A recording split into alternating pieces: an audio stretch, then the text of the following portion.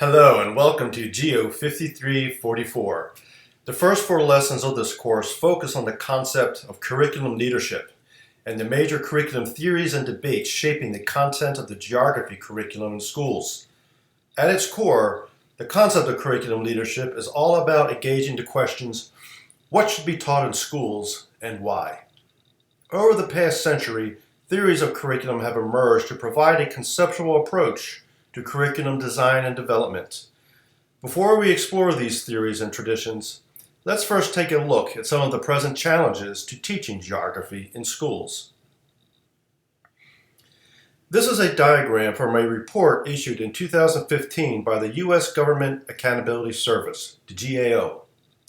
The GAO is a federal agency that carries out studies to examine the impact of spending tax dollars for various purposes. In this case, Congress asked the GAO to investigate the challenges in providing K-12 geography instruction.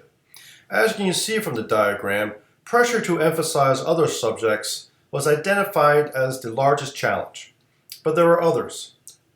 Uneven access to technologies, uneven quality of instructional materials, uneven teacher preparation, people who don't understand geography, lack of external support from key stakeholders, resource constraints in the classroom. The GAO report gives us a sense of the everyday realities facing geography teachers.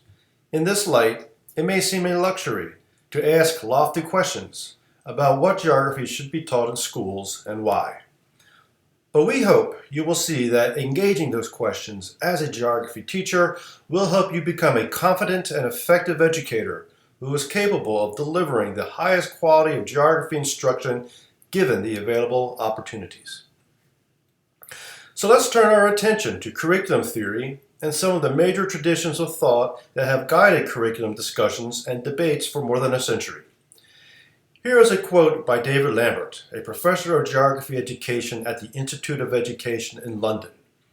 You will be introduced to Professor Lambert's writings later in the course, but take a moment to read and reflect on his words.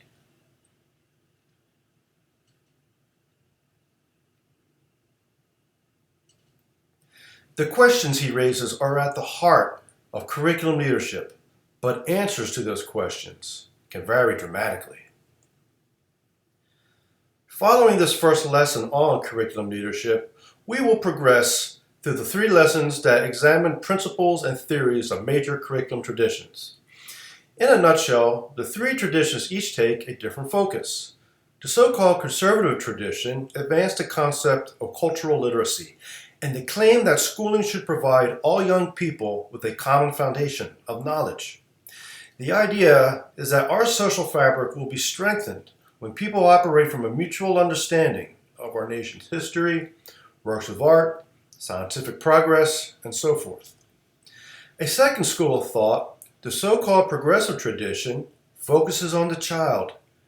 From the perspective of theorists including John Dewey and Jerome Bruner, schools are vital for socializing children and teaching kids how to make meaning of the world through active learning and engagements with their social and natural environments.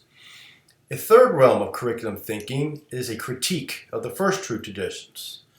The so-called radical perspective is a critical view of education and schooling that emphasizes the significance of context. For example, the Brazilian author Paulo Freire's work in Critical Pedagogy depicts schools as sites of social repression that produce uncritical thinkers serving the interests of the powerful, thus ensuring the dominance of capitalism and industrialists in society. Other members of this tradition, such as the educationalist Lisa Delpit, ask, whose knowledge are we teaching? They reject the knowledge emphasis of cultural literacy on the one hand, and constructivism's tendency to treat knowledge as arbitrary on the other hand. Later in this course, you'll be introduced to powerful geography, an attempt to reconcile these three traditions. We hope the readings we have assigned to illustrate each tradition will result in rich and engaging discussions and debates over the coming lessons.